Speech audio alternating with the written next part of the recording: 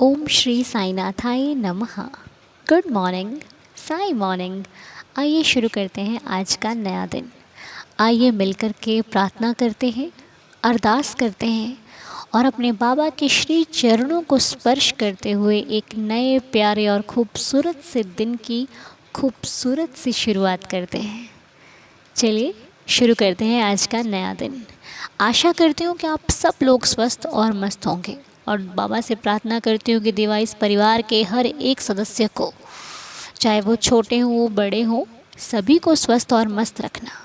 सभी के चेहरे पर एक प्यारी सी स्माइल बनी रहे, मेरी प्रार्थना है। और ये सुबह की पहली शुरुआत, प्यारी शुरुआत, जो भी जिसके कार्य हैं सबकी मनोकामनाएं पूर्ण हो और इसी इरादे और विश्वास से घर से निकलना कि मैं जिस काम के लिए जा रही हूँ या फिर जा रहा हूँ वो काम डन हो चुका है, सक्सेस हो चुका है, मुझे सफलता मिल चुकी है। ठीक है, क्योंकि मेरे मन का विश्वास ही मुझे जीत की ओर लेकर जाएगा। जब तक मैं नहीं हारता ना, मेरा बाबा मुझे हारने नहीं देगा। मन के हारे हार है, मन के जीते जीत। मन नहीं हारना चाहिए। मैं विश्वास से कहती हूँ कि मेरा बाबा मेरे साथ है तो मैं हर हर कार्य में सफल हूँ। बस सफलता आज मिले या कल मिले क्या फ़र्क पड़ता है ना। बाबा जब देंगे तो अच्छा देंगे। तो चलिए, आज आपको बहुत ही सुंदर सा मैसेज एक सुनाने वाली हूँ मैं, जो हम सब के लिए बहुत ही इम्पॉर्टेंट है। क्योंकि बाबा कहाँ है जानते हो? बाबा कहाँ है? मैं जानती हूँ बाबा कहाँ है। बताओ आपको कहाँ है? बाबा है आपके अंदर, मेरे अंदर, हम सब के अंदर। और हम बाबा को ढूंढते हैं। बाबा को ढूंढने की तो ज़रूरत ही नहीं है। तो बाबा कब किस रूप में आकर क्या मैसेज दे जाएं, ये ना मैं जानती हूँ और ना आप। लेकिन आज हमारे विनय बड़े पापा जी बहुत ही प्यारा सा मैसेज लेकर हम सबके बीच में शेयर कर रहे हैं। तो आइए आप भी बहुत गौर से सुनिए मैसेज को। मालूम नहीं कौन सी बात हमारे लिए बहुत ज़्यादा इम्पॉर्टेंट हो जाए। ठीक है, और बातों को सुनना ही नहीं, अनुसरण करना है, फॉलो करना है। तब ये बातें जाके आपके जीवन में प्रभाव डालेंगी। क्योंकि सुन के निकाल दिया, भूल गए, तो सुनने का कोई मतलब नहीं। सुनना, फॉलो करना, आगे बढ़ना, तब आपको उसका रिज़ल्ट मिलेगा। ठीक, बच्चे ने स्कूल गया, पढ़ाई देखी करी, घर आके भूल गया तो उसका कुछ नहीं हो सकता। स्कूल गए, पढ़ाई करी, याद किया, घर आके रिवाइज़ किया, रिवीज़न करी, तब जाके हम प्रिपेयर हो गए। अब एग्ज़ाम के लिए रेडी है। बस एग्ज़ाम से पहले एक बार अपने आप को रेडी करना है, देन ओके, हम सफल हैं। ठीक है, इसलिए ये भी अपना एग्ज़ाम ही है। तो आइए सुनते हैं बड़े पापा के द्वारा बताई गई कुछ ज़रूरी बातें इस परिवार के लिए। ओम साई राम। साईं दिलदार चैनल के सभी साईं भक्तों को विनय गासवाला उर्फ बड़े पापा का नमस्कार, आशीर्वाद। और मैं आप सबको बाबा के सामने दुआ मांगता हूँ कि आप सबके घर आंगन खुशियों से भरे रहे। मैं कुछ अपनी बात बताऊं, उससे पहले ये बताना चाहता हूँ कि रविवार को 7 तारीख को चंद्र ग्रहण है और इस ग्रहण को अनुसरना बहुत ही ज़रूरी है। और रात को 10 बजे शुरू होगा और रात को 1:30 बजे ख़त्म होगा। ये ग्रहण बहुत ही महत्वपूर्ण है और इस ग्रहण में किसी भी चीज़ को छूना नहीं है। रात को 9 बजे के बाद खाना भी नहीं है। और ये ग्रहण जब लगे तब किसी एक जगह पर बैठकर बाबा के महामंत्र का जाप करना है, ओम साईनाथाय नमः। जितना ज़्यादा जाप करोगे उतना ज़्यादा करोड़ों गुना फल आपको मिलेगा।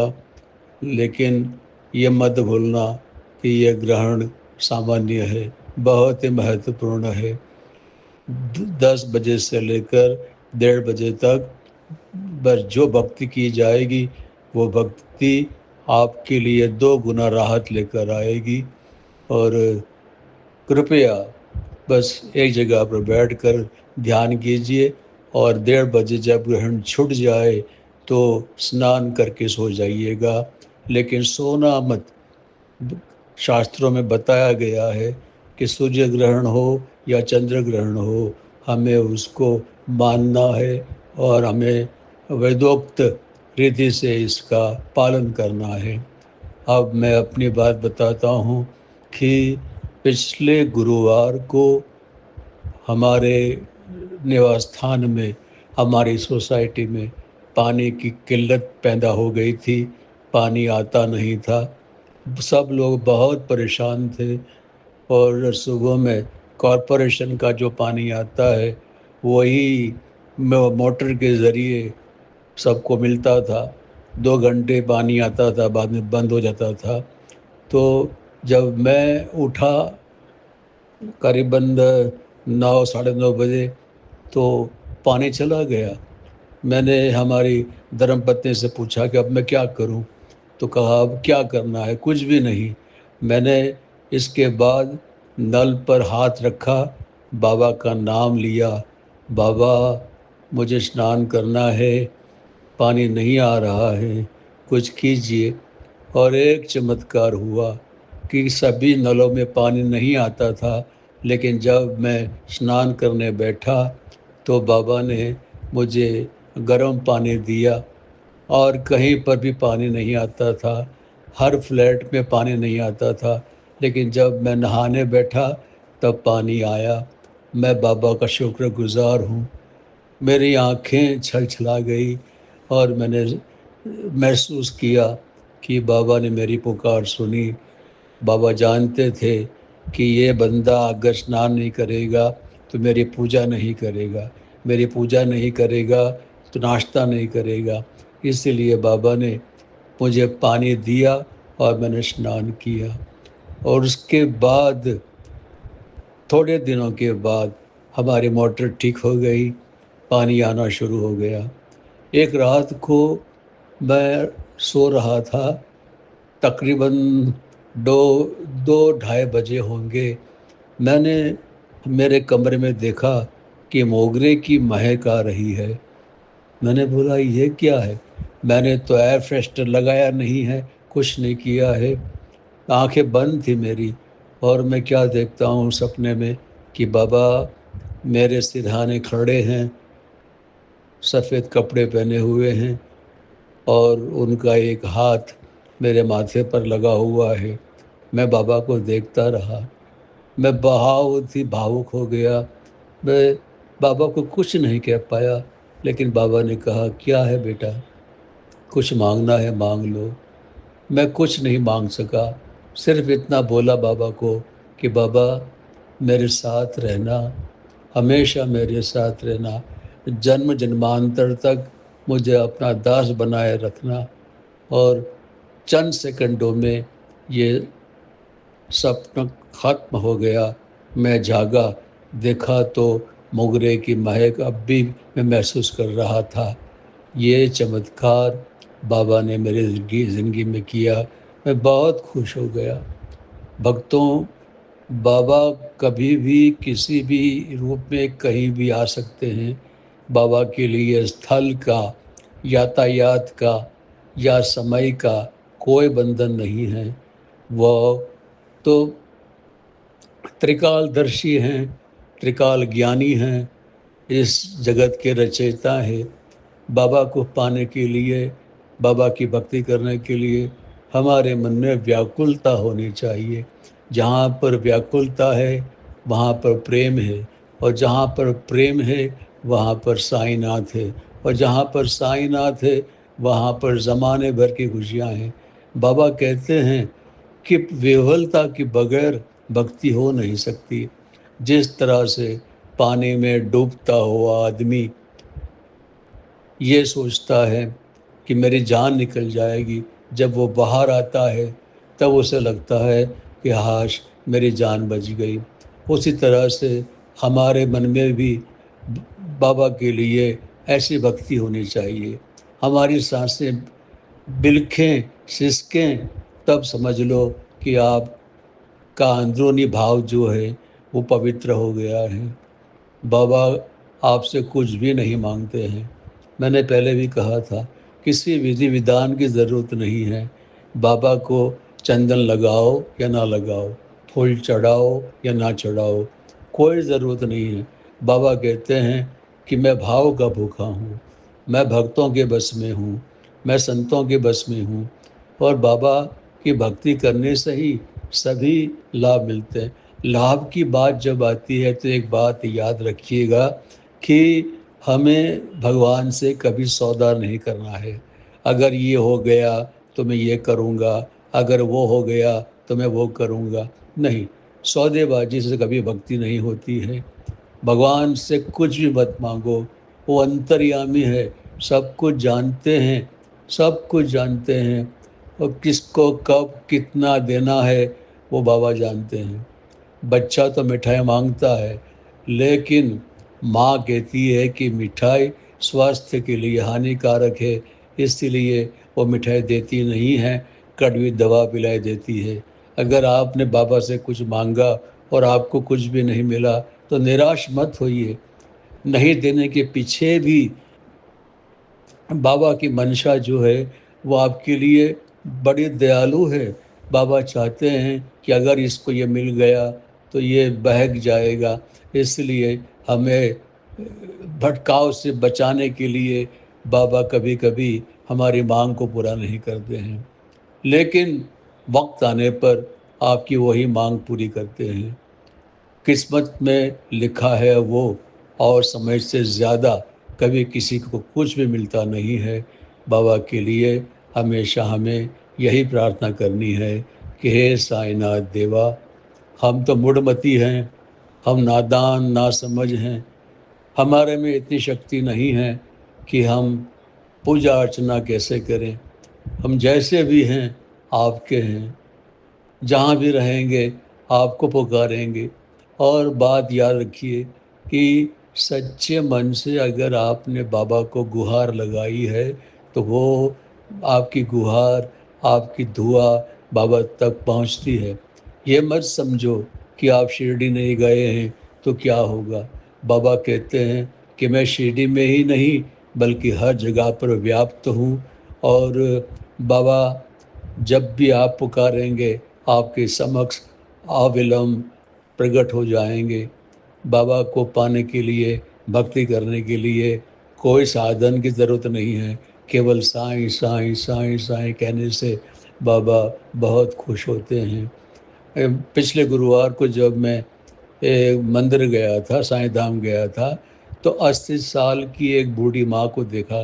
मैंने पूछा कि माँ, आप शिरडी कभी गई हैं? तो उन्होंने मुझे बताया कि बेटा इतने साल हो गए मैं बाबा की पूजा अरदास करती हूँ, मुझे शिरडी जाने का मौका नहीं मिला है। मैं दंग रह गया। आंखें बंद करके वो हर गुरुवार को मंदिर में आती है, बाबा की अरदास करती है, लेकिन अब तक उस माँ को शिरडी जाने का मौका नहीं मिला है। मैंने बाबा से दुआ मांगी और माँ को कहा कि माँ, आप चिंता मत कीजिए, बहुत जल्द ही आपको बाबा शिरडी बुलाएंगे। और उनकी आंखें भर आईं। और पूछा कि बेटा कहाँ रहती हो, क्या करती हो? और मैंने उनको पूछा कि आप कहाँ रहती है, क्या करती हैं? और इस तरह से पहली बार उनसे मुलाकात हुई। तो ऐसे कई भक्त हैं जो शिरडी नहीं पहुंच पाए हैं, लेकिन बाबा उनकी दुख दुविधा को जल्द से जल्द पूर्ण तो करते ही हैं। हाँ, उनके दुखों को ज़्यादा से ज़्यादा हो तो उसे कम तो कर देते ही हैं। बाबा की ओर अगर आपने एक कदम बढ़ाया है तो बाबा आपकी ओर 10 कदम बढ़ाएंगे। ये संसार है, ये जीवन है, कर्म के अधीन है। कहीं भी रहिए, कर्म आपका साय की तरह पीछा करता है। और कहते हैं कि अपनी करनी का फल है नेकी और रुसवाइयाँ, आपके पीछे चलेगी आपकी परछाइयाँ। कुछ भी करो, अगर आपके कर्म अच्छे होंगे तो ही आप जीवन में सुख शांति पा सकेंगे। अगर आपके बुरे कर्म होंगे और दया दान करेंगे, धर्म करेंगे, यज्ञ करेंगे तो वो सफल नहीं होता है। निष्पाप, निष्कलंक, निस्वार्थ अगर आपका जीवन है और आप इसी तरह से बाबा की पूजा अर्चना करते हैं तो बाबा यकीनन आप पर खुश होंगे। ये मत समझो कि बाबा ने मेरी बात नहीं सुनी है, सुनते हैं वो, सबकी सुनते हैं। संसार की सबसे बड़ी सरकार शिरडी में बैठा हुआ मेरा साईनाथ है। बाबा हमेशा यही कहा करते हैं कि जो भी भक्त अनन्य भक्त है वो मुझे पुकारता है, मुझे याद करता है, मेरा चिंतन करता है, मैं उसे मोक्ष प्रदान करता हूँ। संसार में अनेक संत हुए हैं, असंख्य संत हुए हैं, लेकिन बाबा कहते हैं कि अपने गुरु को ही सच्चा गुरु मानो। और कई गुरु हैं जो मीठे वचन बोलते हैं और अपने भक्तों को बहलाते रहते हैं, लेकिन जो अपने गुरु को, अपने सच्चे गुरु का दामन थाम लेता है, वो गुरु उसे इस भवसागर से पार उतार देते हैं। मेरे साईं भक्तों, मैं तो भक्ति में लीन हो गया हूँ। आठों प्रहर मैं बाबा की भक्ति करता रहता हूँ। मुझे साईं के अलावा और कुछ नज़र नहीं आता है। आपकी जो भी समस्याएं हैं बाबा के सामने रख दीजिए। बाबा के सामने सुखों का लिस्ट लेकर मत जाइए, मुझे ये दे दो, मुझे गाड़ी दो, मुझे बंगला दो, मुझे अच्छे बैंक बैलेंस दो, मुझे और कुछ नहीं चाहिए, बस इतना दे दो बाबा। बाबा दे तो देंगे, लेकिन वो क्या है, अस्थाई है। 4-5 पलों में वो ख़त्म हो जाएगा। लेकिन अगर आपने बाबा को बाबा से ही मांगा है तो बाबा जब आपके साथ होंगे तो ज़माने भर की खुशियाँ आपके साथ ही होगी, कुछ मांगने की आवश्यकता नहीं होगी। तो इसलिए बस मौन रहकर बाबा की भक्ति क्या करो। मैं तो बहुत कुछ कहना चाहता हूँ। जब मैं शिरडी गया था, पहली बार शिरडी गया था, तब मैंने देखा कि वहाँ पर तो एक अकेले आदमी को वो लोग कमरा देते नहीं हैं। मैंने कहा मुझे दीजिए, मुझे कमर में तकलीफ़ है। तो बताया कि भाई हम नहीं दे सकते हैं। तो एक आदमी मेरे पीछे खड़ा था, उसने कहा कि आपको कमरा चाहिए? मैंने बोला जी हाँ। बोले मेरे पास जो कमरा है वो मेरे लिए छोटा है और आपके लिए ये कमरा बराबर है। चलिए मैं आपको आपका कमरा दिखाता हूँ। तो वो आदमी मुझे अपने कमरे तक ले गया, मुझे चाबी हाथ में दी, मैंने ताला खोला और मैं चाहता था कि मैं उनका शुक्रिया अदा करूँ। पलट कर देखता हूँ तो वहाँ कोई खड़ा नहीं था। शिरडी की भूमि पर बाबा का मेरा पहला अनुभव हुआ था। देखो याद रखो, लीला और चमत्कार में बहुत फ़र्क है। चमत्कार तो कोई भी कर सकता है, जादूगर भी चमत्कार करता है, बराबर है। लेकिन बाबा का चमत्कार नहीं करते हैं, बाबा लीला दिखाते हैं। और एक बार एक भक्त ने पूछा कि बाबा आप ये चमत्कार क्यों करते हैं? बाबा ने कहा चमत्कार नहीं, लीला करता हूँ। किसी भक्त के हृदय के अंदर भक्ति का बीजारोपण करने के लिए मैं ये लीला करता हूँ।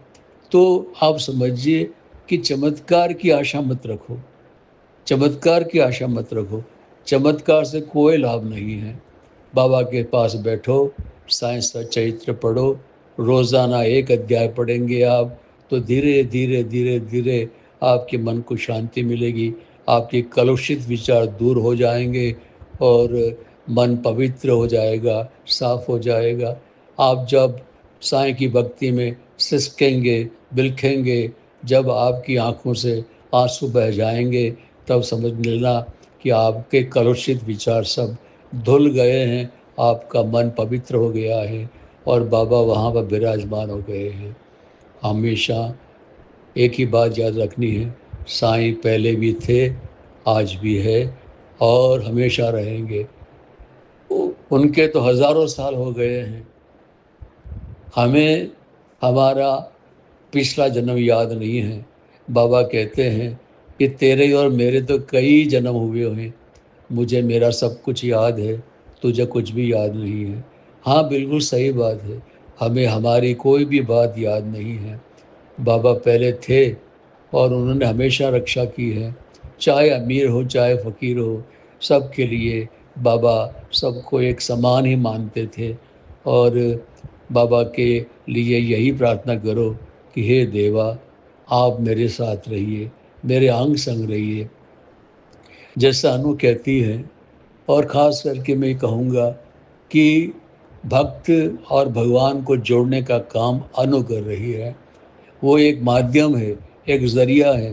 वो सच्चे दिल से बाबा के लिए सामने भक्तों के लिए गुहार लगाती है और बाबा उसके ज़रिए की गई दुआ और जो भी प्रार्थना है उसको सुनते हैं और भक्तों को आराम मिलता है, सुकून मिलता है।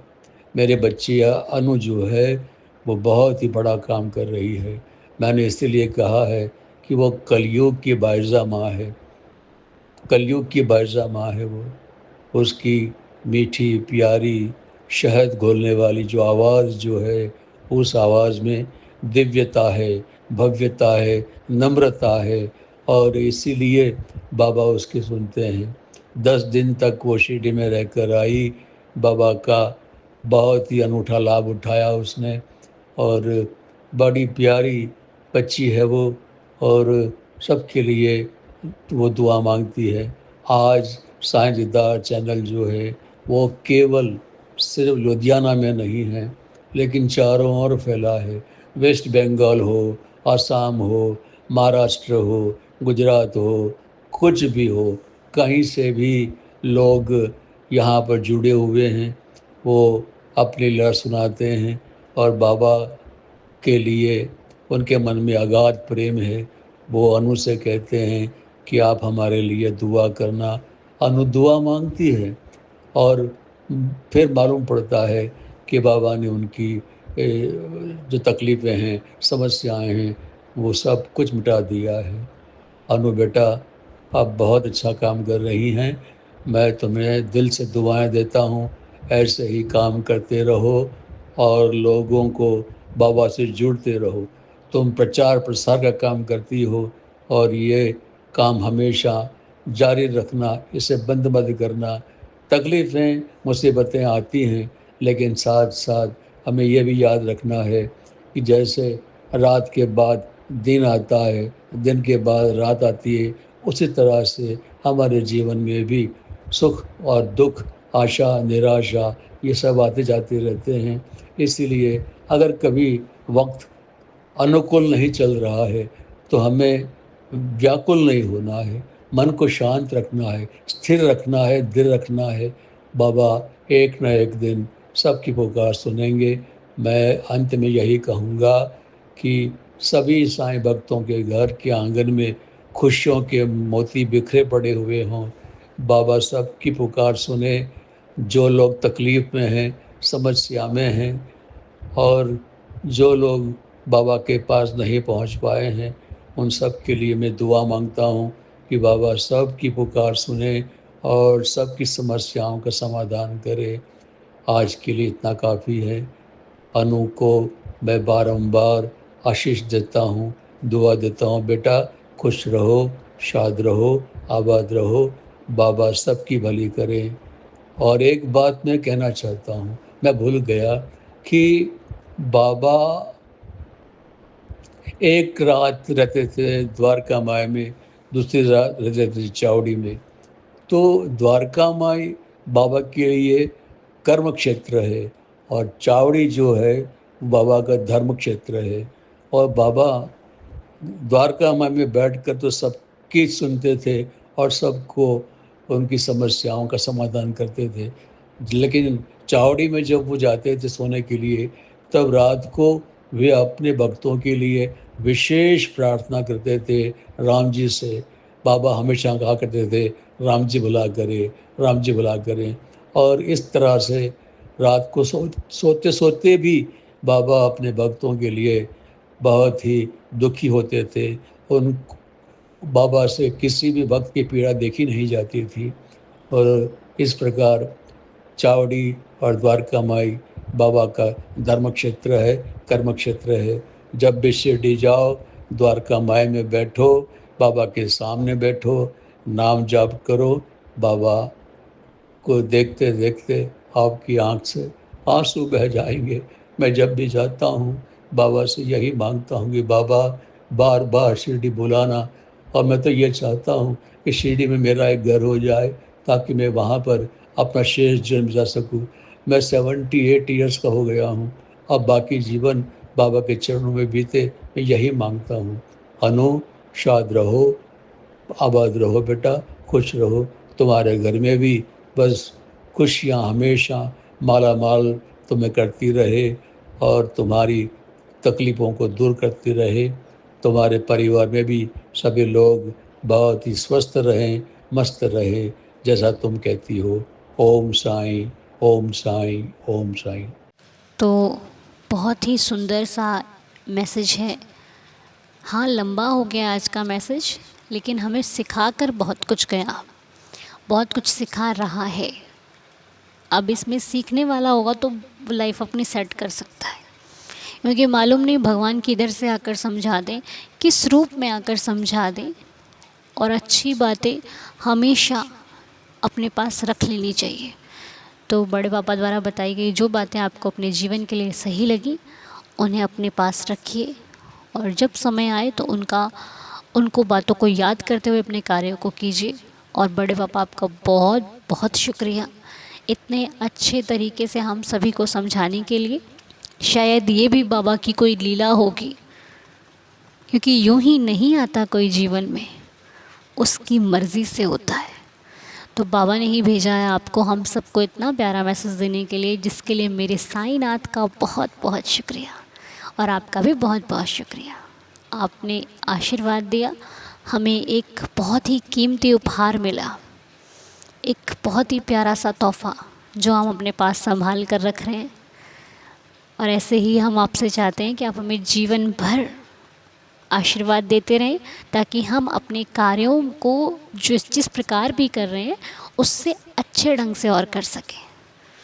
बाबा की भक्ति में इतने लीन हो जाएं कि बाबा को सुननी पड़े हमारी। वैसे भी सुनता है साईं मेरा, लेकिन हम ही शायद भक्ति में थोड़े से कमी कर देते हैं, हम ही अपनी परिस्थितियों को देखकर डोल जाते हैं। साईं नहीं, साईं कभी हमारा साथ नहीं छोड़ते। तो ऐसे मेरे प्यारे से बाबा का बहुत बहुत शुक्रिया और आपका भी बड़े पापा बहुत बहुत शुक्रिया। आपको कोटि कोटि प्रणाम, बहुत बहुत धन्यवाद इस पूरे परिवार के सदस्यों की तरफ से, जो भी छोटे सदस्य हैं और बड़े सभी सदस्यों को जो भी मुझे अभी सुन रहे हैं। आप सभी बड़े परिवार के सदस्यों को कोटि कोटि नमन है।